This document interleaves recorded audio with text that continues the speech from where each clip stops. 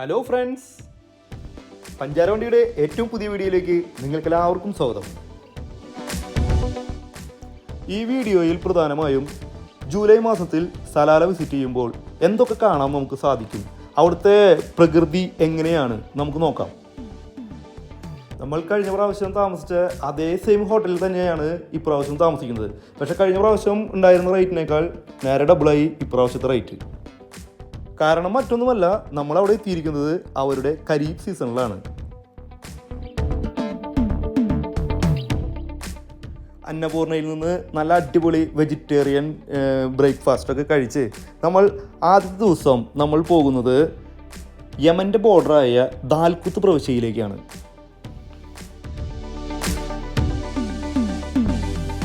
ഈ ദാൽകുത്ത് പട്ടണം എന്ന് പറയുന്നത് വളരെ ചെറിയൊരു പട്ടണമാണ്. പക്ഷേ അത് സ്ഥിതി ചെയ്യുന്നത് യമൻ്റെ ബോർഡറിലാണ്. അങ്ങോട്ടുള്ള യാത്ര വളരെ മനോഹരമാണ്. അങ്ങോട്ട് പോകുന്ന വഴിയിലാണ് മുഗ്സൈൽ ബീച്ച്, ഷാർട്ട് വ്യൂ പോയിന്റ്, ഈ സ്ഥലങ്ങളൊക്കെ. നമ്മൾ കറക്റ്റ് പ്ലാൻ ചെയ്ത് പോവുകയാണെങ്കിൽ ഒറ്റ ദിവസത്തെ ട്രിപ്പിൽ തന്നെ നമുക്കിതെല്ലാം കവർ ചെയ്യാൻ പറ്റും. ഈ മുഗ്സൈൽ ബീച്ച് നമ്മൾ കഴിഞ്ഞ വീഡിയോയിൽ കവർ ചെയ്തതാണ്, അതുകൊണ്ട് ഇപ്രാവശ്യം നമ്മൾ അത് ഒഴിവാക്കുകയാണ്. പിന്നെ നമ്മൾ ഷാർട്ട് വ്യൂ പോയിന്റ് കാണുന്നുണ്ട്. അതുപോലെ തന്നെ അങ്ങോട്ടുള്ള യാത്ര, ദാൽകുത്ത് പ്രവിശ്യയിലേക്കുള്ള യാത്ര വളരെ മനോഹരമാണ്. കമർ മലനിരകൾക്കിടയിലൂടെ ഒരുപാട് ഹെയർ പിന്നുകളൊക്കെ തിരിഞ്ഞ് വളഞ്ഞ് നമ്മൾ പോകുന്നത് നല്ല മനോഹരമായ യാത്ര എന്ന് തന്നെ പറയാം. നിങ്ങൾക്കെല്ലാവർക്കും സലാല പോകാൻ ഒരുപാട് ആഗ്രഹമുള്ള ആൾക്കാരല്ലേ? ദുബായിൽ വന്നിട്ട് ഒരിക്കലെങ്കിലും സലാല വിസിറ്റ് ചെയ്യണമെന്ന് ആഗ്രഹിക്കാത്ത പ്രവാസികളുണ്ടോ? സംശയമാണ്. എല്ലാവർക്കും മനസ്സിൽ ആഗ്രഹം ഉണ്ടാവും. പക്ഷേ നമുക്കൊരു ഭയമുണ്ടായിരിക്കും. കാരണം ഇത്രയും ലോങ് ഡ്രൈവ് ചെയ്യണം, അല്ലെങ്കിൽ നമ്മൾ ഫ്ലൈറ്റിൽ പോവാം. പക്ഷേ കൂടുതൽ ആൾക്കാരും പ്രിഫർ ചെയ്യണത് ഒരു ലോ ബഡ്ജറ്റ് യാത്ര എന്നുള്ള രീതിയിൽ പ്രിഫർ ചെയ്യണത് കാർ ഡ്രൈവ് ചെയ്ത് പോകുന്നത് തന്നെയാണ്. അപ്പോൾ നമ്മൾ ശ്രദ്ധിക്കേണ്ടത് മെയിനായിട്ട് നമുക്ക് പാസ്പോർട്ട് വേണം, എമിറേറ്റ്സ് ഐഡി വേണം. പിന്നെ നമ്മൾ അവിടെ എക്സിറ്റ് ആവാനായിട്ട് നമുക്കൊരു 35 ദിർഹംസ് കോസ്റ്റ് ഉണ്ട് ബോർഡറിൽ. പിന്നെ അത് കഴിഞ്ഞ് കഴിഞ്ഞാൽ നമുക്ക് ഉടനെ അവിടെ ഷോപ്പിൽ നമുക്ക് സിം എടുക്കാം. സിമ്മിന് അത്ര വലിയ കോസ്റ്റ് ഒന്നുമില്ല, ആകെ 2 റിയാലൊക്കെ വരണുള്ളൂ. അങ്ങനെ പിന്നെ നമ്മൾ പെട്രോൾ ഫില്ലാക്കണം. എല്ലാ പെട്രോൾ പമ്പിൽ നമ്മൾ പെട്രോൾ ഫില്ലാക്കിക്കൊണ്ടിരിക്കണം. കാരണം പെട്രോൾ പമ്പുകളുടെ അവൈലബിലിറ്റി ചില സമയത്ത് ചില പമ്പുകൾ കടവായിരിക്കാം. അപ്പോൾ അങ്ങനെയുള്ള പ്രശ്നങ്ങൾ വന്നു കഴിഞ്ഞാൽ മേ ബി പെട്രോളൊക്കെ തീർന്നു പോകാൻ സാധ്യതയുണ്ട്. പിന്നെ നമ്മൾ പ്രധാനമായും കരുതേണ്ടത്, നമ്മൾ അവിടെ ചെന്ന് അവിടുത്തെ കാലാവസ്ഥ അത് നമ്മൾ വളരെ ഇമ്പോർട്ടൻ്റ് ആയിട്ട് നോക്കണം. കാരണം സലാലയിലെ ഏറ്റവും ഇമ്പോർട്ടൻ്റ് ആയിട്ടുള്ള സമയം എന്ന് പറയുന്നത് അവരുടെ ഖരീഫ് സീസണാണ്. ഈ ഖരീഫ് സീസൺ എന്ന് പറഞ്ഞാൽ നമ്മുടെ നാട്ടിലെ മൺസൂൺ കാലാവസ്ഥ, അതായത് നല്ല മഴയുള്ള സമയം. അതാണ് അവിടുത്തെ ഏറ്റവും നല്ല സമയം. വിസിറ്റ് ചെയ്യാനുള്ള സഞ്ചാരികൾ ഏറ്റവും കൂടുതൽ വരുന്ന സമയമാണ് ഈ ഖരീഫ് സീസൺ. അപ്പോൾ നമ്മൾ പറഞ്ഞു ഖരീഫ് സീസണാണ് ഏറ്റവും ബെസ്റ്റ് ടൈം എന്ന്. അപ്പോൾ ഈ ഖരീഫ് സീസണിൽ ജൂലൈ, ഓഗസ്റ്റ് ഈ 2 മാസത്തിലാണ് മെയിനായിട്ട് അവിടുത്തെ ഖരീഫ് സീസൺ. അപ്പോൾ ജൂലൈ ലാസ്റ്റോട് കൂടിയിട്ടൊക്കെ വിസിറ്റ് ചെയ്യുന്നത് നല്ലതായിരിക്കും. അപ്പോൾ കുറച്ചും കൂടിയൊക്കെ നല്ല ഗ്രീനറി ആയിട്ടുണ്ടാവും. അപ്പോൾ നമുക്ക് കാണാനൊക്കെ കുറച്ചും കൂടി ബ്യൂട്ടിഫുൾ ആയിരിക്കും. പിന്നെ സലാലയിൽ വരുമ്പോൾ നമ്മൾ ഈ സീസണിൽ വരുമ്പോൾ ഫുൾ ടൈം മഴ ഉണ്ടാവും.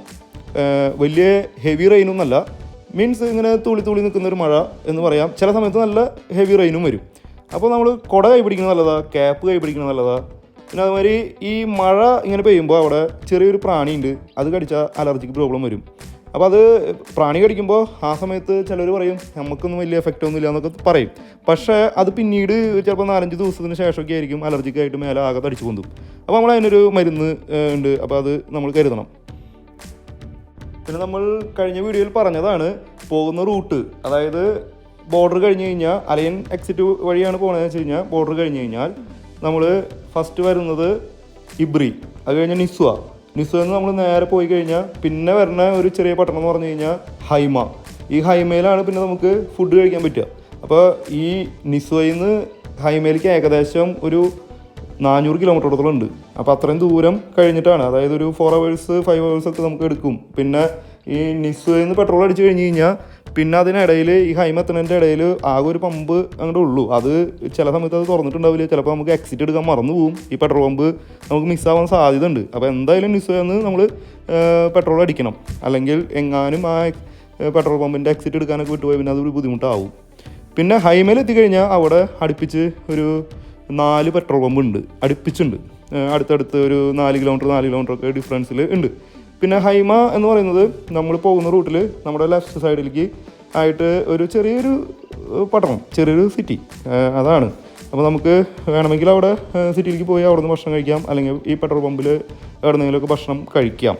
ഉച്ച ടൈമിലാണ് നമ്മളവിടെ എത്തണമെങ്കിൽ, അല്ലെങ്കിൽ ഈ നൈറ്റിലൊക്കെ എത്തണമെന്ന് വെച്ചാൽ നമുക്ക് ആ സമയത്ത് അവിടെ നിന്ന് ഭക്ഷണം കഴിക്കുന്നതായിരിക്കും നല്ലത്. കാരണം അവിടുന്ന് പിന്നെയും നമുക്കൊരു 500-600 കിലോമീറ്റർ പിന്നെയും ട്രാവൽ ചെയ്യണം.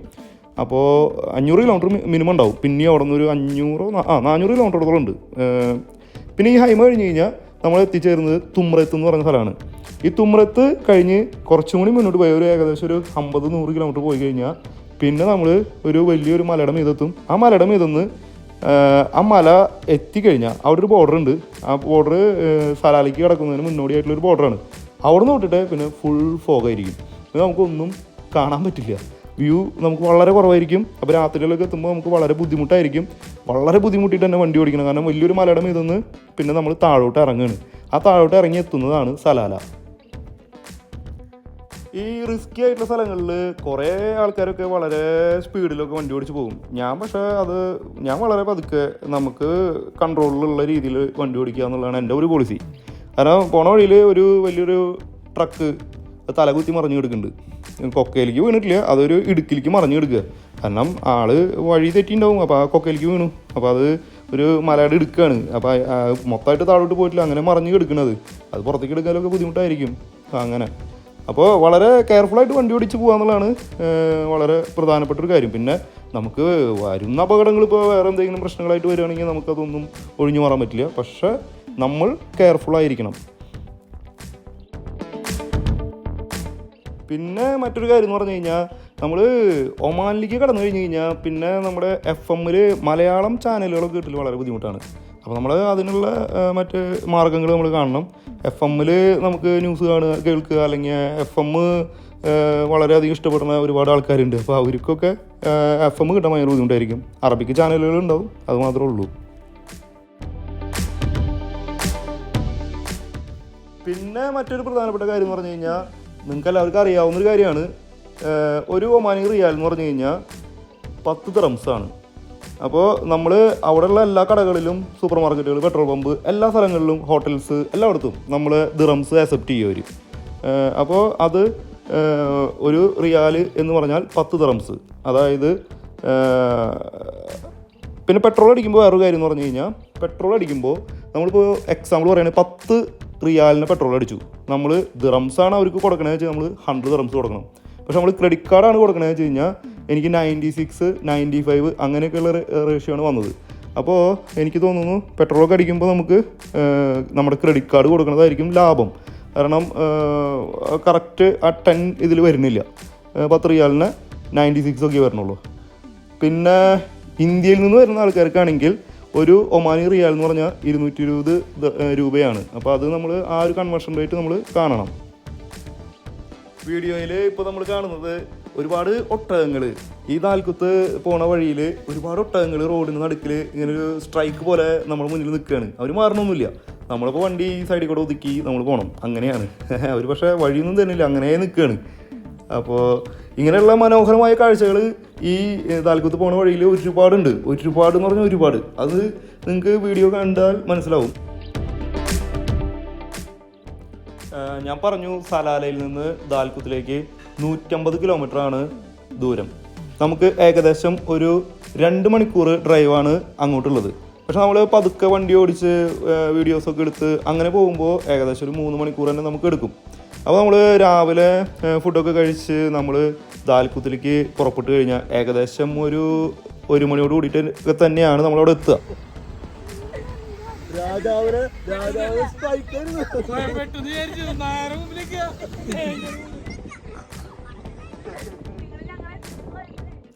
നമ്മൾ ദാൽക്കുത്തിൽ എത്തിച്ചേർന്ന് കഴിഞ്ഞാൽ അവിടെ പ്രധാനമായും കാണാനായിട്ട് ഒരു ബീച്ചാണുള്ളത്.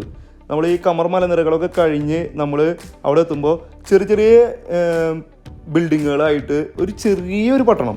അവിടെ നമുക്ക് മലയാളി ഹോട്ടൽസൊക്കെ അവൈലബിൾ ആണ്. ആകെ 1-2 ഹോട്ടലുള്ളൂ കേട്ടോ. വളരെ ചെറിയ ഹോട്ടലുകളാണ്. മലയാളി ഫുഡ് കിട്ടും അവിടെ. നമ്മളവിടെ നിന്ന് ഫുഡ് കഴിച്ചിരുന്നു. പിന്നെ അവിടെ ബീച്ചിൽ കുറേ ഒമാനി കുട്ടികളൊക്കെ ബീച്ചിൽ കളിക്കുന്നുണ്ട്, വെള്ളത്തിൽ കളിക്കുന്നുണ്ട്. പക്ഷേ ഭയങ്കര റിസ്ക്കിയാണ് അവിടെ. ഭയങ്കര ഹെവി ആയിട്ടുള്ള തിരമാലകളാണ് വരുന്നത്.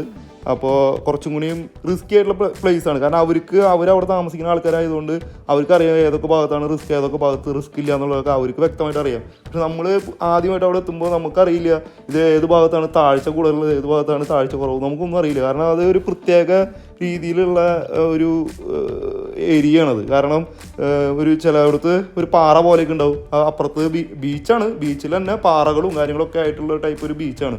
അപ്പോൾ എവിടെയൊക്കെയാണ് ഭയങ്കര താഴോട്ട് വല്ല ഗർത്തം പോലെയൊക്കെ ഉണ്ടോ നമുക്കൊന്നും പറയാൻ പറ്റില്ല. അതിൻ്റെ ഉള്ളിലൊക്കെ പെട്ടുപോയി കഴിഞ്ഞാൽ നമ്മൾ പെട്ടു. അപ്പോൾ അത്രയും റിസ്കി ആയിട്ടുള്ള സ്ഥലം. അപ്പോൾ അവിടെയൊക്കെ വെള്ളത്തിൽ ഇറങ്ങാതിരിക്കുകയാണ് ഏറ്റവും നല്ലത്. അപ്പോൾ അല്ലെങ്കിൽ നമുക്ക് അവിടുത്തെ വല്ല ഒമാനി ഫ്രണ്ട്സ് അവരവരൊക്കെ ഉണ്ടെങ്കിൽ അവർക്ക് അറിയാമെന്നുണ്ടെങ്കിൽ അതും ഹെവി റിസ്ക്കാണ് അവിടെ. അപ്പോൾ ഞാനത് സജസ്റ്റ് ചെയ്യില്ല. വെള്ളത്തിലൊക്കെ ഇറങ്ങി കുട്ടികളൊക്കെ ആയിട്ട് കളിക്കുക എന്നുള്ളത് ആ ബീച്ചിലൊന്നും നമുക്ക് സജസ്റ്റ് ചെയ്യാൻ പറ്റില്ല. അങ്ങനെ പിന്നെ നമ്മൾ ബേസിക് ആയിട്ടുള്ളൊരു കാര്യം പറഞ്ഞില്ല, നമ്മൾ യാത്ര പുറപ്പെടുന്നതിന് മുന്നേ നമ്മുടെ വണ്ടിയുടെ കണ്ടീഷൻ നമ്മൾ നോക്കണം. അതായത് അതിൻ്റെ ബ്രേക്ക്, അതിൻ്റെ ടയർ, അങ്ങനെയുള്ള കാര്യങ്ങളൊക്കെ നമ്മൾ ചെക്ക് ചെയ്യണം. പിന്നെ ഓയിൽ ചെക്ക് ചെയ്യണം, വണ്ടിയിൽ വെള്ളം മീൻസ് റേഡിയേറ്ററിൽ വെള്ളം എല്ലാം നമ്മൾ ചെക്ക് ചെയ്യണം. ഒരു പോകുന്നതിന് മുമ്പ് നമ്മളൊരു ഗ്യാരേജിൽ കൊണ്ടുപോയി വണ്ടിയുടെ കണ്ടീഷനൊക്കെ ഒന്ന് നോക്കി ഒക്കെ സെറ്റാക്കിയിട്ട് വേണം പോകാനായിട്ട്. എയറൊക്കെ ഫില്ല് ചെയ്ത് പോകണം നമ്മൾ. കാരണം വണ്ടി അതിലാണ് നമ്മൾ ഇത്രയും കിലോമീറ്റർ ട്രാവൽ ചെയ്യുന്നത്. കാരണം അങ്ങോട്ട് തന്നെ ഏകദേശം ഒരു 1400 കിലോമീറ്റർ ഉണ്ട്. അത് കഴിഞ്ഞ് പിന്നെ നമ്മൾ അവിടെ ഈ ദാൽകുത്തൊക്കെ പോകുമ്പോൾ അഗൈൻ വീണ്ടും 150-160 കിലോമീറ്റർ ഉണ്ട്. അപ്പോൾ തിരിച്ച് വരിക എന്ന് പറയുമ്പോൾ അതുതന്നെയായി ഒരു 300 ചില്ലാനം കിലോമീറ്റർ. പിന്നെ ഓരോ സ്ഥലങ്ങളിലേക്കും 70-80 കിലോമീറ്റർ പിന്നെയും നമ്മൾ ട്രാവൽ ചെയ്യണം. അപ്പോൾ വണ്ടി നല്ല പോലെ ഓടും. ഏകദേശം ഒറ്റ ട്രിപ്പിൽ തന്നെ ഏകദേശം ഒരു 4000 കിലോമീറ്ററിൻ്റെ അടുത്ത്, ഒരു 3500 കിലോമീറ്റർ എന്തായാലും വണ്ടി ഓടും. 100% 3500-4000 കിലോമീറ്റർ വണ്ടി ഓടും. അപ്പോൾ അങ്ങനെ ഒരു ലോങ് ഡ്രൈവ് ആയതുകൊണ്ട് നമ്മൾ ഈ വണ്ടിയുടെ കാര്യം വളരെയധികം കെയർഫുൾ ആയിരിക്കണം. പിന്നെ വണ്ടിക്ക് നല്ല ഇൻഷുറൻസ് ഉണ്ടായിരിക്കണം. ഇൻഷുറൻസ് സാധാരണ UAE നമുക്ക് ഇൻഷുറൻസ് എടുക്കുമ്പോൾ ഓൺ ഡാമേജ് മാത്രമാണ് കവേർഡ് ആവുക. അപ്പോൾ ഈ ഒമാൻ ഇൻഷുറൻസ്, സുക്കൂൺ എന്നൊക്കെ പറഞ്ഞ ഇൻഷുറൻസ് കമ്പനിയുടെ എടുക്കുമ്പോൾ മാത്രമാണ് ഫുൾ കവേർഡ് ആവുന്നത്. ബാക്കിയുള്ള ഇൻഷുറൻസ് കമ്പനിയുടെ ഒക്കെ എടുക്കുമ്പോൾ നമുക്ക് ഓൺ ഡാമേജ് മാത്രമാണ് ഒമാനിൽ കവേർഡ് ആവുള്ളൂ. അപ്പോൾ ഏറ്റവും ബെസ്റ്റ് റിസ്ക് ഇല്ലാതെ പോകണമെന്ന് വെച്ച് കഴിഞ്ഞാൽ ബോർഡറിൽ ഒരു ഇൻഷുറൻസ് എടുക്കുന്നതാണ് നല്ലത്. അപ്പോൾ നമുക്ക് ഫുൾ കവേർഡ് ആയിരിക്കും. ഞാൻ പോകുമ്പോൾ എനിക്ക് ഓൺ ഡാമേജ് മാത്രമേ കവേർഡ് ആയിരുന്നുള്ളൂ. ഞാൻ ഫുൾ കവറേജ് ഒന്നും എടുത്തില്ല. പക്ഷേ ഞാൻ 3 പ്രാവശ്യം പോയിരുന്നു. ഇപ്പോൾ ടോട്ടൽ ഇതിപ്പോൾ നമ്മൾ രണ്ടാമത് പോയതിൻ്റെ വീഡിയോ ആണ് ഇപ്പോൾ ഇത് കഴിഞ്ഞ് ഞാൻ ഒന്നും കൂടി ട്രാവൽ ചെയ്തിരുന്നു. ആ വീഡിയോ ഞാൻ ഇനി ഇടും, ഇത് കഴിഞ്ഞിട്ടിടും. അപ്പോൾ ഇതൊക്കെയാണ് പിന്നെ നമ്മൾ ശ്രദ്ധിക്കേണ്ട മറ്റു കാര്യങ്ങൾ. സലാലയിൽ പിന്നെ മറ്റൊരു പ്രത്യേകത എന്ന് പറഞ്ഞു കഴിഞ്ഞാൽ ഈ ഖരീഫ് സീസണിൽ ഏകദേശം ഒരു 10-12 ലക്ഷം ജനങ്ങൾ സലാല വിസിറ്റ് ചെയ്യുന്നുണ്ട്. അതിൽ ഏറ്റവും പ്രധാനപ്പെട്ടതെന്ന് പറഞ്ഞു കഴിഞ്ഞാൽ ഒമാനി പൗരന്മാർ തന്നെയാണ്. അതായത് മസ്കറ്റിൽ നിന്നും നിസ്വ അതുമാതിരി ഒമാൻ്റെ മറ്റ് പ്രവാസികളിൽ നിന്നുള്ള ജനങ്ങളാണ്, ഒമാനി പൗരന്മാരാണ് ഈ സലാല വിസിറ്റ് ചെയ്യുന്നതിലെ മോസ്റ്റ് കൂടുതൽ ആൾക്കാരും. പിന്നെ നമ്മുടെ മിഡിൽ ഈസ്റ്റിൽ നിന്നുള്ള ജനങ്ങൾ, അതുമാതിരി യൂറോപ്പിൽ നിന്നും ഒക്കെ ആൾക്കാർ വരുന്നുണ്ട് അവിടെ. എനിക്ക് തോന്നുന്നു ഒമാൻ കഴിഞ്ഞാൽ പിന്നെ ഏറ്റവും കൂടുതൽ ആൾക്കാർ വരുന്നത് UAE നിന്നാവും.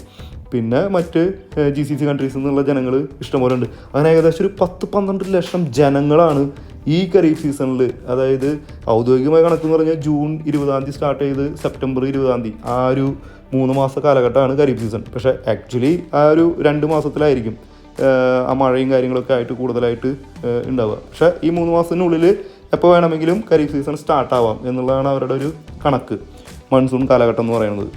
അപ്പോൾ അത്രയ്ക്കും ജനങ്ങൾ വന്ന് വിസിറ്റ് ചെയ്യുന്ന ഒരു സമയമാണ് ഈ ഖരീഫ് സീസൺ.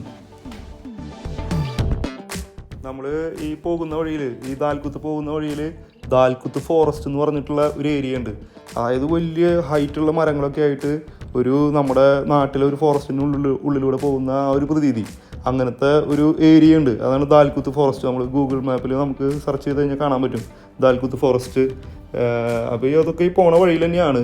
ഞാനത് ഓരോ വീഡിയോസ് എത്തുമ്പോൾ പ്രത്യേകിച്ച് പറയണമെന്നില്ല. ഞാൻ നമ്മളൊരു ഡീറ്റെയിൽസ് ഇങ്ങനെ പറഞ്ഞു പോണ കൂട്ടത്തിൽ പറഞ്ഞെന്ന് മാത്രമേ ഉള്ളൂ. അങ്ങനെ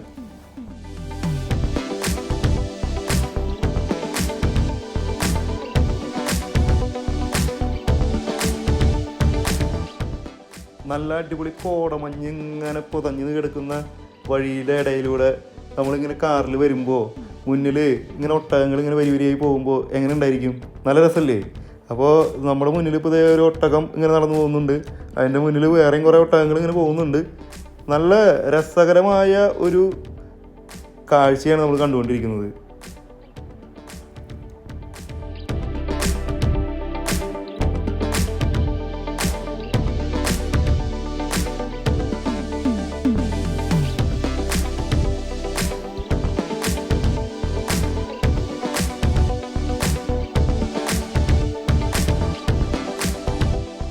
നമുക്ക് സലാലയിൽ ഈ കാഴ്ചകൾ കാണുമ്പോൾ ഏകദേശം അതൊരു മിനി സ്വിറ്റ്സർലൻഡ് പോലെ നമുക്ക് ഫീൽ ചെയ്യുന്നില്ലേ? വളരെ മനോഹരമായിട്ട് ഫീൽ ചെയ്യുന്നില്ലേ?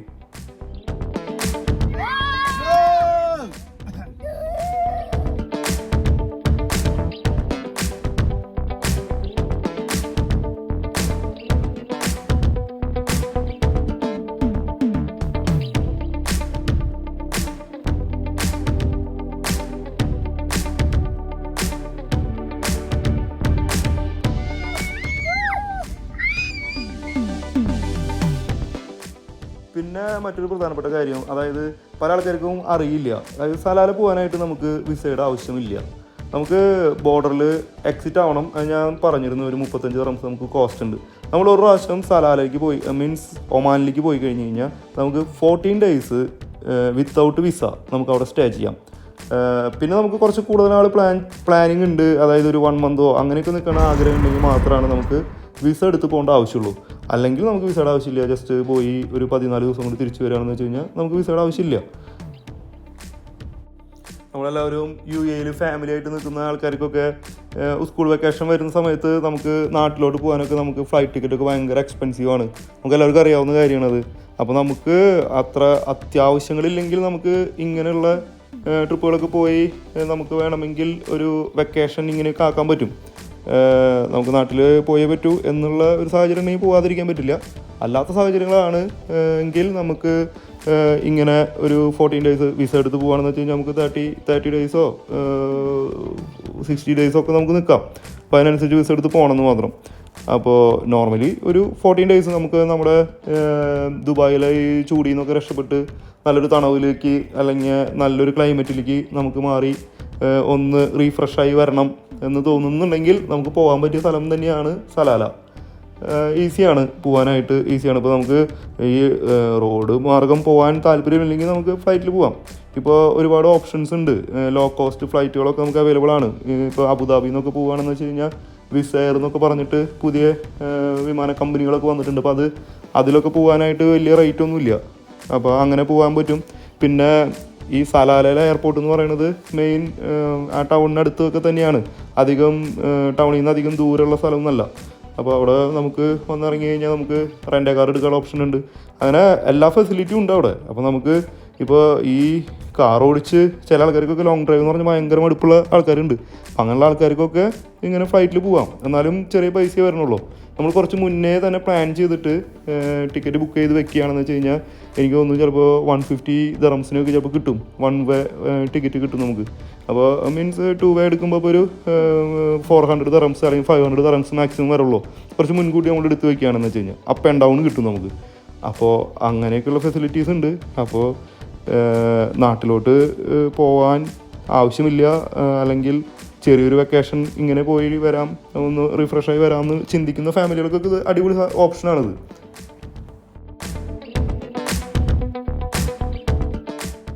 അങ്ങനെ നമ്മൾ ഏകദേശം ദാൽകുത്ത് എത്തി.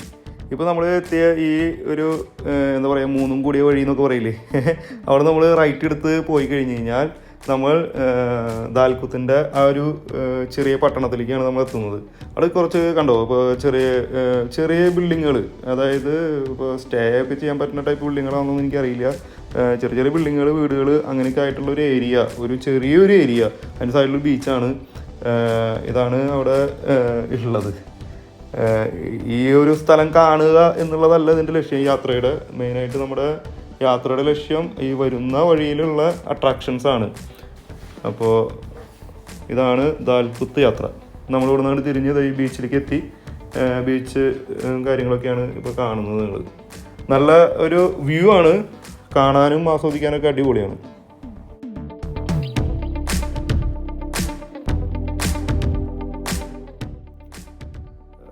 ഇത് ഒരു റഷ്യൻ ഹെലികോപ്റ്റർ തകർന്നു കിടക്കുന്നതാണ് കാണുന്നത്. അതൊക്കെ അവിടെ കാണാനുള്ള ചെറിയ ചെറിയ സംഭവങ്ങൾ അത്രേ ഉള്ളൂ. ഇങ്ങനൊരു കാഴ്ച ഉണ്ട്. പിന്നെ ഈ ബീച്ചിൻ്റെ വ്യൂ ഉണ്ട്. പിന്നെ പോകുന്ന വഴിയിൽ വലിയൊരു മരമുണ്ട്. അത് ഞാൻ വീഡിയോയിൽ കവർ ചെയ്തിട്ടില്ല. ആ ഒരു മരം ഭയങ്കര ബ്യൂട്ടിഫുള്ളാണ്. ഭയങ്കര വണ്ണത്തിലുള്ളൊരു മരമുണ്ട് അവിടെ കാണാനായിട്ട്. അത് നമ്മൾ കവർ ചെയ്തിരുന്നില്ല, പക്ഷേ അതൊക്കെയാണ് അവിടെ കാണാനുള്ളത്. പോകുന്ന വഴിയിൽ ഉള്ള വേറെ അട്രാക്ഷൻ. തിരമാലകൾ ഇങ്ങനെ വന്നടിക്കുന്നതിനനുസരിച്ച് അതിൻ്റെ സൈഡിൽ കുറേ കടൽക്കാക്കകൾ ഇങ്ങനെ കൂട്ടം കൂടി ഇരിക്കുന്നുണ്ട്. അവരിങ്ങനെ തിരമാലകൾ വരുന്നതിനനുസരിച്ച് ബാക്കിലോട്ടും മുന്നിലോട്ടും ഇങ്ങനെ പോയിക്കൊണ്ടിരിക്കുന്നത്. നല്ല രസമുണ്ട് കാണാനായിട്ട്.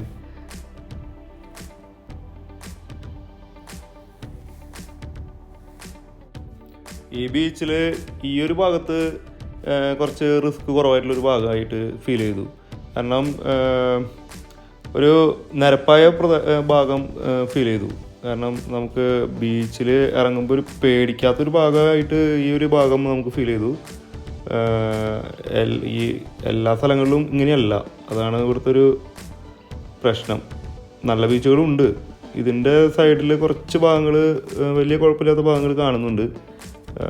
പക്ഷെ എന്നാലും നമുക്ക് ഇതിൻ്റെ ഒരു ഭൂപ്രകൃതി വെച്ച് നോക്കുമ്പോൾ നമുക്കൊരു ചെറിയ പേടിയാണ്. കാരണം ചില സ്ഥലങ്ങളിലൊക്കെ നല്ല താഴ്ച ഉണ്ടാവാൻ സാധ്യതകളൊക്കെ ഉണ്ട്.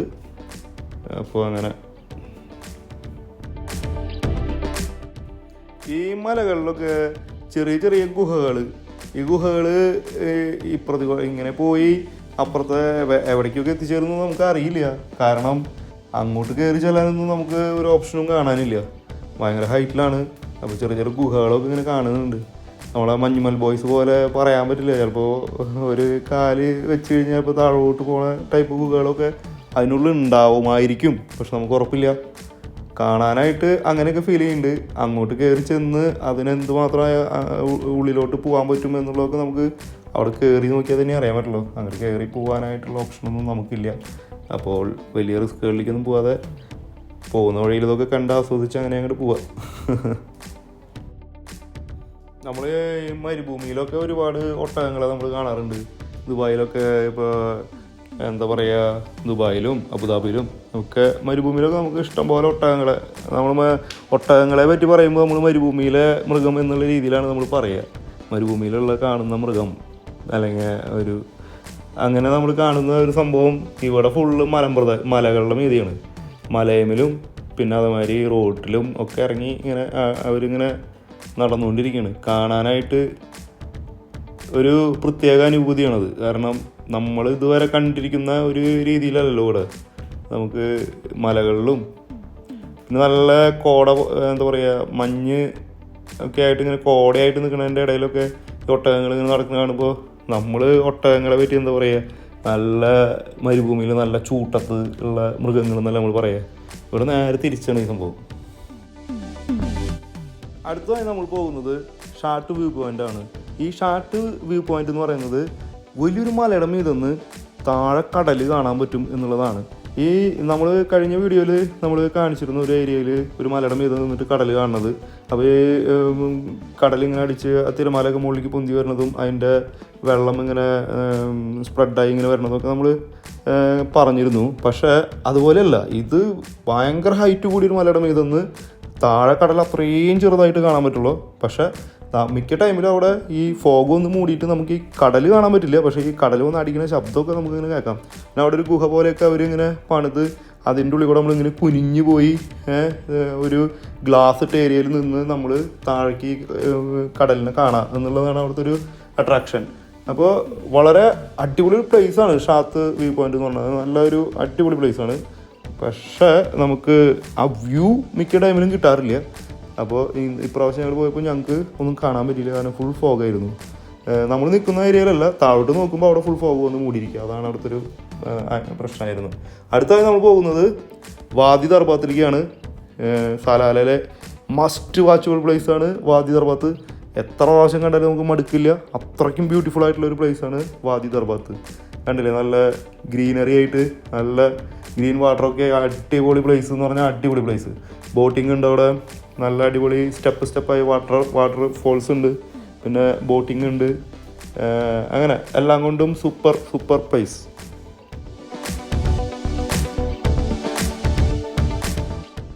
ഒരുപാട് അപകടങ്ങളൊക്കെ സംഭവിക്കുന്ന ഒരു സ്ഥലമാണ് വാദി ദർബത്ത്. അപ്പോൾ അതുകൊണ്ട് തന്നെ സെക്യൂരിറ്റി ഗാർഡ്സൊക്കെ ഉണ്ട്, വളരെ റയർ, കുറച്ച് സെക്യൂരിറ്റി ഗാർഡ്സേ ഉള്ളൂ. അപ്പോൾ നമ്മൾ സ്വയം സൂക്ഷിക്കുക എന്നുള്ളതാണ് അവിടുത്തെ ഒരു പ്രത്യേകത.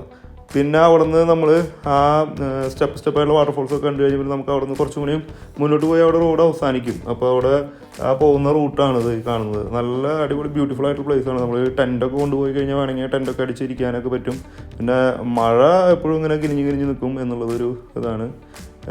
പക്ഷേ ഒരുപാട് ആൾക്കാർ അങ്ങനെയൊക്കെ ടെൻറ്റൊക്കെ അടിച്ചിട്ടൊക്കെ ഇരിക്കുന്നുണ്ട്. പിന്നെ കുതിര സവാരി പോകാനുള്ള സൗകര്യങ്ങളുണ്ട് അവിടെ. പിന്നെ ബോട്ടിങ് പോകാനുള്ള സൗകര്യമുണ്ട്. നല്ല നല്ല ഫുഡുകൾ എക്സ്പ്ലോർ ചെയ്യാൻ പറ്റും. അങ്ങനെ നല്ലൊരു അടിപൊളി വൈബുള്ളൊരു ഏരിയയാണ് ഈ വാദി ദർബത്ത് എന്ന് പറയുന്നത്. അപ്പോൾ ആ വാദി ഇങ്ങനെ ഒഴുകി വന്ന് മലയുടെ മീതെന്ന് ഇങ്ങനെ വാദി ഒഴുകി വന്ന് ഈ ആ ഒരു ഏരിയയിൽ ആ സ്റ്റെപ്പായി വാട്ടർഫോൾസ്, അങ്ങനെ മൊത്തത്തിൽ ആ ഒരു ഏരിയ പറയാം. വാദി ദർബത്ത് ആ ഏരിയ എന്ന് പറഞ്ഞാൽ ഭയങ്കര ബ്യൂട്ടിഫുൾ ആയിട്ടുള്ള ഒരു പ്ലേസാണ്. നമുക്ക് എത്ര കണ്ടാലും എത്ര സമയം സ്പെൻഡ് ചെയ്താലും മടുക്കാത്തൊരു സ്ഥലമാണ് സലാലയിലെ വാദി ദർബത്ത്.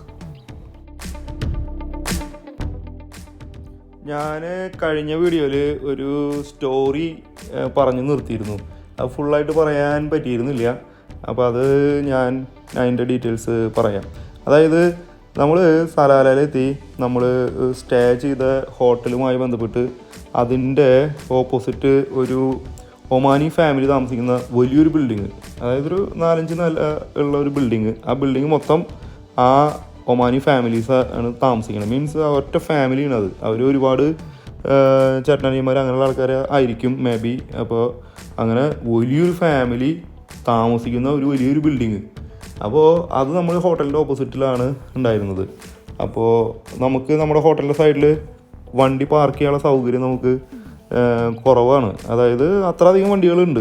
അപ്പോൾ വണ്ടികൾ പാർക്ക് ചെയ്യാനായിട്ട് സ്പേസ് കുറവായപ്പോൾ നമ്മുടെ കൂടെ കഴിഞ്ഞ പ്രാവശ്യം ട്രിപ്പ് വന്ന ഒരു ഫാമിലി അവർ ഈ വണ്ടി ആ മുന്നിലത്തെ ബിൽഡിങ്ങിൻ്റെ സൈഡിൽ പാർക്ക് ചെയ്തു. അവിടെ കുറച്ച് സ്പേസ് കൂടുതലുണ്ട്, കാരണം അവിടെ അധികം വണ്ടികളൊന്നും ഇട്ടിട്ടില്ല. അപ്പോൾ ആള് എളുപ്പത്തിന് വേണ്ടിയിട്ട് അവിടെ പാർക്ക് ചെയ്ത് പിറ്റേ ദിവസം വണ്ടി എടുക്കാൻ വേണ്ടി ആൾ വരുന്ന സമയത്ത് ആളുടെ വണ്ടി എടുക്കാൻ പറ്റില്ല. ഇതാണ് ഞാൻ കഴിഞ്ഞ വീഡിയോയിൽ പറഞ്ഞിട്ടുണ്ടായിരുന്നത്. ഇവിടെ വരെ ഞാൻ പറഞ്ഞിട്ടുണ്ടായിരുന്നു. അപ്പോൾ വണ്ടി എടുക്കാൻ പറ്റുന്നില്ല, കാരണം വണ്ടിയുടെ ചുറ്റും വേറെ വണ്ടികൾ വന്ന് പാർക്ക് ചെയ്തിരിക്കുക.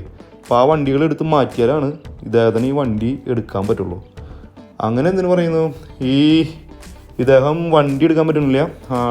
ആളുടെ ഫാമിലി ഉണ്ട്, ആളുടെ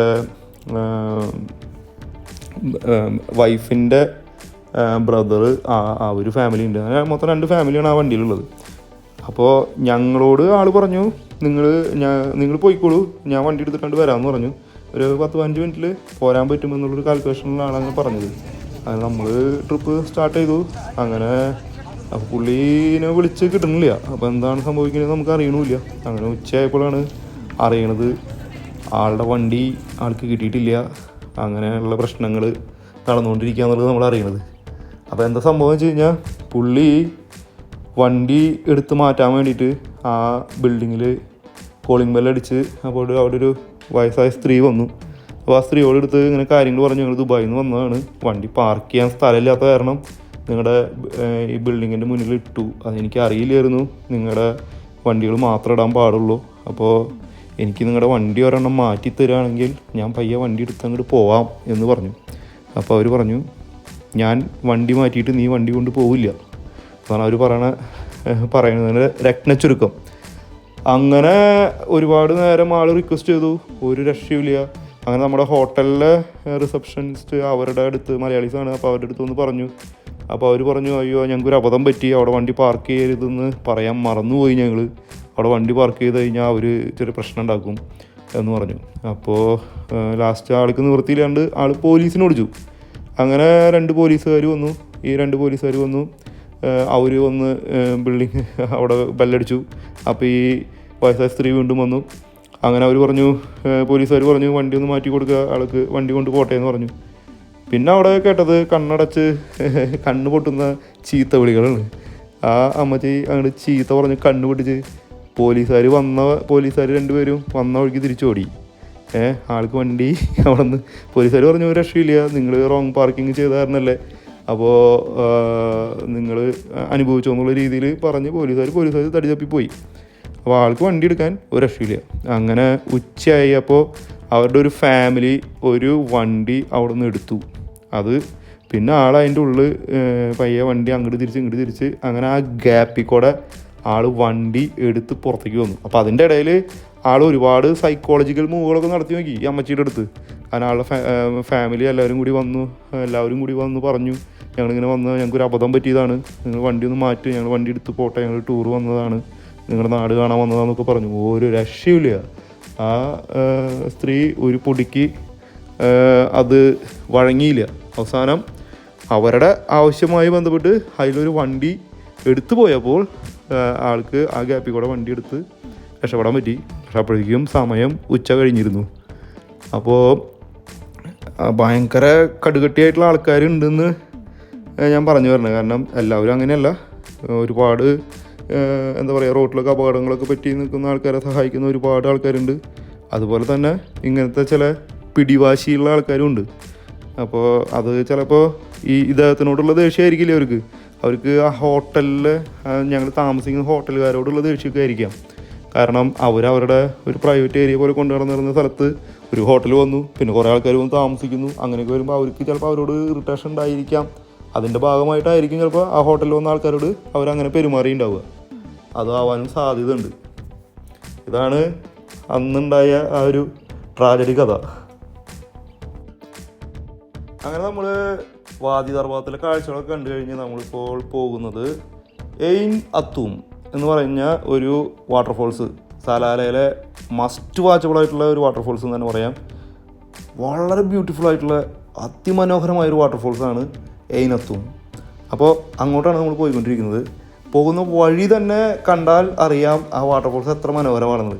കാരണം പോകുന്ന വഴിയുടെ രണ്ട് സൈഡും തന്നെ വെരി ബ്യൂട്ടിഫുൾ എന്ന് പറഞ്ഞാൽ അത്രയ്ക്കും ബ്യൂട്ടിഫുൾ ആയിട്ടുള്ള ഏരിയയാണത്. നമുക്കൊരു സ്വിറ്റ്സർലാൻഡിനൊക്കെ ഓർമ്മിപ്പിക്കുന്ന തരത്തിലുള്ള അത്രയും മനോഹരമായ അത്രയും ബ്യൂട്ടിഫുൾ ആയിട്ടുള്ള ഒരു ഏരിയയാണ് ഈ വാദി ദർബാത്തിൽ നിന്ന് എയിൻ അത്തൂമിലേക്ക് പോകുന്ന ആ വഴി. ഇത് എനിക്ക് തോന്നുന്നു ഏത് ക്ലൈമറ്റിൽ വന്നാലും ഇത്രയും ബ്യൂട്ടിഫുൾ തന്നെയായിരിക്കും. പക്ഷേ ഇപ്പോൾ ഈ ജൂലൈ ആകുമ്പോൾ കുറച്ചും കൂടി ആ ഗ്രീനറി ഒക്കെ കുറച്ചും കൂടി കൂടി എന്നുള്ളത് മാത്രമാണ് അതിൻ്റെ പ്രത്യേകത. അപ്പോൾ അത്രയും ബ്യൂട്ടിഫുൾ ആയിട്ടുള്ള ഒരു വഴിയിലൂടെയാണ് നമ്മൾ പോയിക്കൊണ്ടിരിക്കുന്നത്. അങ്ങനെ എയിൻ അത്തൂമിൻ്റെ കാഴ്ചകളിലേക്ക് നമുക്ക് പോകാം.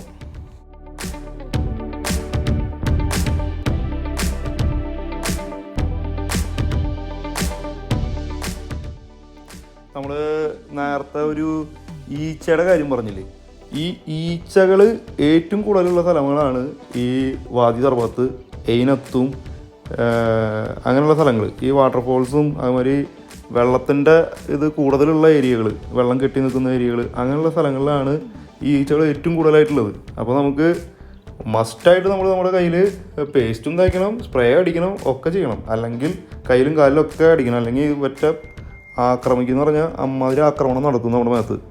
നമ്മളപ്പോഴൊന്നും അറിയില്ല, കുറച്ച് കഴിയുമ്പോഴാണ് നമ്മൾ അതിൻ്റെ ഭീകരാവസ്ഥ മനസ്സിലാക്കുക നമുക്ക്. അങ്ങനെ നമ്മളിപ്പോൾ എയിൻ അത്തൂമിൻ്റെ അവിടെ എത്തി, വണ്ടി പാർക്ക് ചെയ്തു, നമ്മളങ്ങോട്ട് നടന്നുകൊണ്ടിരിക്കുകയാണ്. വളരെ ക്രൗഡഡ് ആയിട്ടുള്ള ഒരു ഏരിയയാണ് ഈ എയിൻ അത്തൂം എന്ന് പറയുന്ന സ്ഥലം.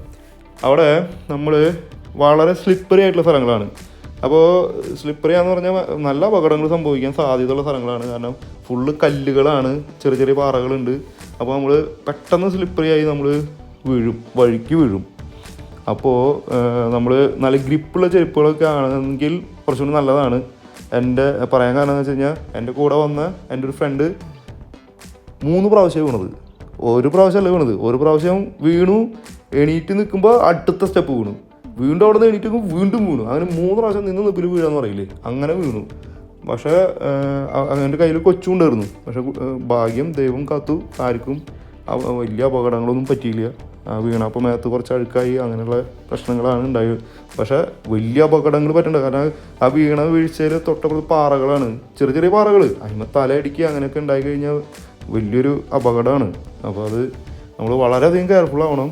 സ്ലിപ്പറിയാണ്, നല്ലപോലെ സ്ലിപ്പറി ഉണ്ട്. അപ്പോൾ കെയർഫുൾ ആവണമെന്ന് വെച്ചാൽ അത്രയും കെയർഫുൾ ആണ്. കുട്ടികളൊക്കെ പെട്ടെന്ന് വഴിക്ക് വീണ് കഴിഞ്ഞാൽ നല്ല പരിക്ക് പറ്റും. അപ്പോൾ അങ്ങനത്തെ ഒരു സിറ്റുവേഷനുള്ള ഒരു സ്ഥലമാണത്. പിന്നെ അവിടെ എനിക്ക് തോന്നുന്നു നമ്മളെല്ലാവരും വെള്ളത്തിൽ കൂടെ നടക്കാതെ പാറയമ്മക്കൂടെ നടക്കാനാണ് എല്ലാവരും ശ്രമിക്കുക. വെള്ളത്തിൽ ഒഴുക്കല്ല, അപ്പോൾ അതിൽ ചിലപ്പോൾ ഒഴുകിപ്പോയെങ്കിലും പേടിച്ചിട്ട്. പക്ഷെ അവിടെ അങ്ങനെ ഹെവി ആയിട്ടുള്ള ഒഴുക്കൊന്നുമില്ല. അവിടെ ആ ഒഴുക്കുള്ള വെള്ളത്തിൽ കൂടെ പോകുമ്പോഴാണ് കൂടുതൽ സേഫ്. കാരണം ആ ഒഴുക്കുള്ളിടത്ത് താഴെ മണ്ണാണ്. അപ്പോൾ ഈ മണ്ണിൽ ചവിട്ടുമ്പോൾ നമ്മൾ സ്ലിപ്പറി ആയി നമ്മൾ വീഴില്ല. ആ സമയം നമ്മൾ പാറയിൽ ചവിട്ടുമ്പോൾ നേരെ വഴിക്ക് വീഴും. നമ്മൾ പ്രതീക്ഷിക്കാത്തടത്താണ് നമ്മൾ വഴിക്ക് വീഴുക. അതാണ് അവിടുത്തെ ഒരു പ്രത്യേകത. അപ്പോൾ എപ്പോഴും ആ ഒഴുക്കുള്ള ഭാഗത്തിൽ കൂടെ മണ്ണാണ് താഴെ. നമുക്ക് കുറച്ച് ആഴം ഉണ്ടാവും അവിടെ, പക്ഷേ അതാണ് കുറച്ചും കൂടി സേഫായിട്ടുള്ള ഭാഗം എന്ന് എനിക്ക് തോന്നുന്നു. അത് ക്രോസ് ചെയ്ത് അപ്പുറത്തേക്ക് കിടക്കലും അങ്ങനെ പരിപാടികളൊക്കെ ഉണ്ട് അവിടെ. കുറച്ചും കൂടി അടുത്തേക്ക് വെള്ളച്ചാട്ടത്തിൻ്റെ അടുത്തേക്ക് പോകാനും വീഡിയോസ് എടുക്കാനും കാര്യങ്ങൾക്കൊക്കെ. അപ്പോൾ അത് ഒന്ന് സൂക്ഷിക്കേണ്ട ഒരു സ്ഥലമാണ് അങ്ങനെ. പക്ഷെ വളരെ ബ്യൂട്ടിഫുൾ ആയിട്ടുള്ള സ്ഥലമാണ് അങ്ങനെ. അപ്പോൾ നമുക്ക് ആ കാഴ്ചകളിലേക്കൊക്കെ പോകാം.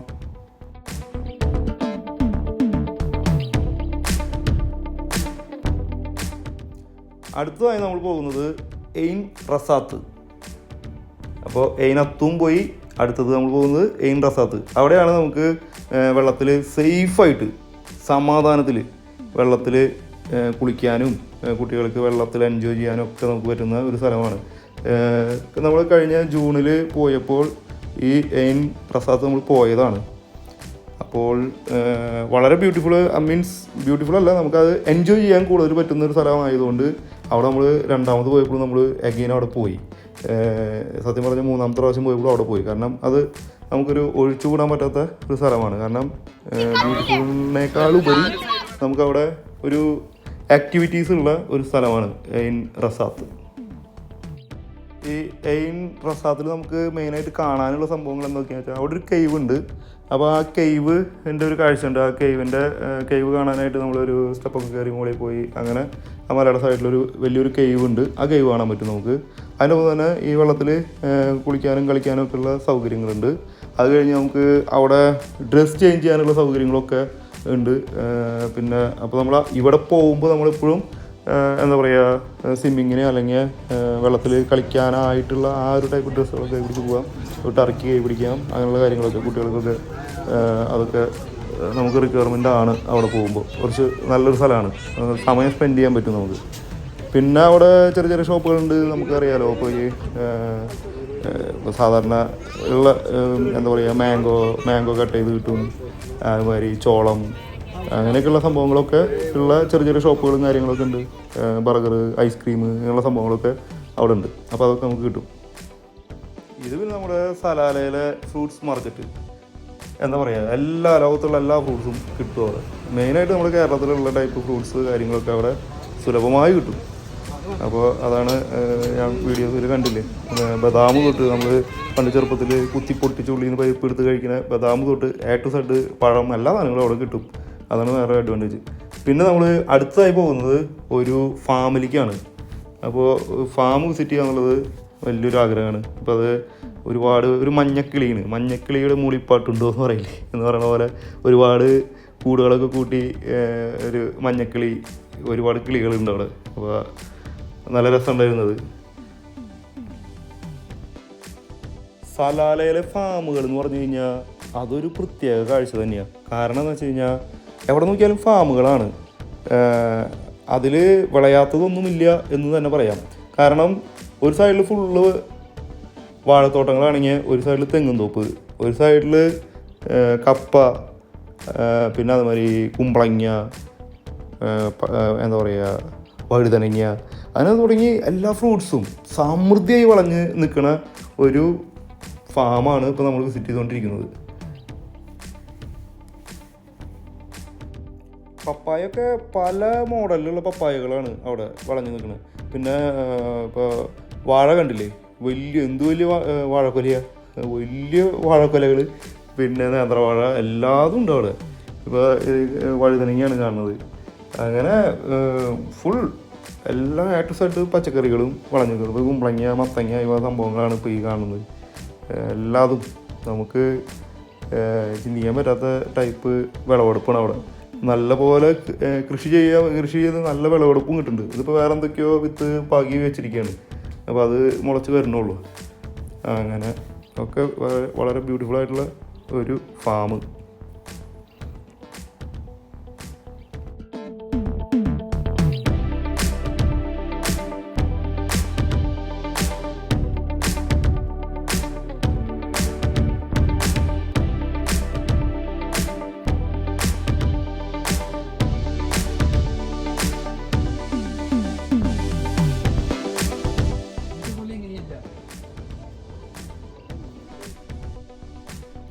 അടുത്തതായി നമ്മൾ പോകുന്നത് ഒമാനി ഹൽവ. വളരെ ടേസ്റ്റി ആയിട്ടുള്ള ഒമാനി ഹൽവ ഉണ്ടാക്കുന്ന ഒരു ഷോപ്പാണിത്.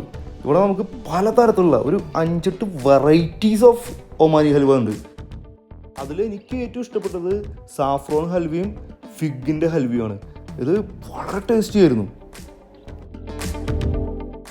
അത് കഴിഞ്ഞ് നമ്മൾ പോകുന്നത് കോക്കനട്ട് ബീച്ചിലേക്കാണ്. കോക്കനട്ട് ബീച്ചിൽ നമുക്ക് കൈറ്റ് പറത്താനുള്ള സൗകര്യം, പിന്നെ അതുമാതിരി കുറച്ചൊരു സമാധാനമുള്ള ബീച്ചാണ്. സലാലയിൽ കണ്ട ബീച്ചുകളിൽ കുറച്ചൊരു റിസ്കി അല്ലാത്തത് എന്ന് ഫീൽ ചെയ്ത ഒരു ബീച്ചാണ് കോക്കനട്ട് ബീച്ച്. കാരണം അവിടെയാണ് പിന്നെയും ഒന്ന് ഇറങ്ങണമെങ്കിൽ ഇറങ്ങാൻ പറ്റുന്ന ഒരു ബീച്ച്. കാരണം എന്നാലും നമ്മൾ ബീച്ചിലൊന്നും ഇറങ്ങാൻ പോയില്ല, കാരണം റിസ്ക്കാണ്. കാരണം ഈ പിള്ളേരെ കൊണ്ട് ബീച്ചിൽ ഇറങ്ങാൻ പറഞ്ഞാൽ നമ്മൾ ദുബായിൽ കൈറ്റ് ബീച്ചിലൊക്കെ പോണ പോലത്തെ ഒരു ഫീലല്ല, കുറച്ചും കൂടി ഒരു റിസ്ക് ആയിട്ട് ഫീൽ ചെയ്തു. കാരണം നമ്മൾ ഇറങ്ങിയില്ല. അപ്പോൾ അങ്ങനെ അത് കഴിഞ്ഞ് പിന്നെ നമ്മൾ അവിടെ നിന്ന് പോയത് ഒമാനിലെ സലാലയിലെ ഒരു ചർച്ചിലേക്കാണ്.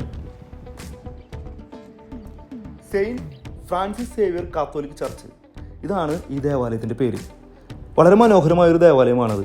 ഞങ്ങളവിടെ എത്തിച്ചേർന്ന സമയത്ത് ദേവാലയം ഓപ്പൺ ആയിരുന്നില്ല. അത് ഞങ്ങൾ വൈദികനെ കണ്ട് റിക്വസ്റ്റ് ചെയ്തു. അങ്ങനെ വൈദികൻ നമുക്ക് അത് ദേവാലയം ഓപ്പൺ ആക്കി തന്നു. നമുക്ക് ദേവാലയത്തിൽ കയറാനും പ്രാർത്ഥിക്കാനും ഒക്കെ സാധിച്ചു. നമ്മുടെ ദുബായിലെ ഓതുമേത്ത സൈഡ്, അതുമാതിരി ഷാർജയിലെ യാർമുക്ക് സൈഡ്, അവിടെയൊക്കെ ചർച്ച് ഏരിയകളുണ്ട്. അതുപോലെ തന്നെ സലാലയിലുള്ള ഒരു ചർച്ച് ഏരിയയാണ് ഈ ഒരു പ്രദേശം. ഇവിടെ പല വിഭാഗത്തിലുള്ള ചർച്ചുകളുണ്ട്. അപ്പോൾ നമുക്ക് ദേവാലയത്തിനകത്ത് കയറാനും പ്രാർത്ഥിക്കാനൊക്കെ ഒരു ഭാഗ്യം കിട്ടി ആ സമയത്ത് ചെന്നിട്ട് പോലും. അങ്ങനെ നമ്മുടെ ജൂലൈ മാസത്തെ സലാല ട്രിപ്പിൻ്റെ വിശേഷങ്ങൾ ഞാനിവിടെ അവസാനിപ്പിക്കുകയാണ്. അപ്പോൾ ഈ വീഡിയോ നിങ്ങൾക്ക് ഇഷ്ടപ്പെട്ടെങ്കിൽ ഷെയർ ചെയ്യുക, ലൈക്ക് ചെയ്യുക. എന്തെങ്കിലും അഭിപ്രായങ്ങൾ എന്നോട് പറയാനുണ്ടെങ്കിൽ, ഞാനൊരു വലിയ യൂട്യൂബറൊന്നുമല്ല, നമുക്ക് അങ്ങനെ വലിയ കഴിവുകളൊന്നുമില്ല. അപ്പോൾ എന്തെങ്കിലും അഭിപ്രായങ്ങൾ ഉണ്ടെങ്കിൽ കമൻറ്റ് ബോക്സിൽ രേഖപ്പെടുത്തുക. അപ്പോൾ എനിക്ക് കുറച്ചുകൂടിയൊക്കെ നന്നാക്കാനൊക്കെ പറ്റും. അപ്പോൾ എല്ലാവർക്കും നന്ദി, നമസ്കാരം.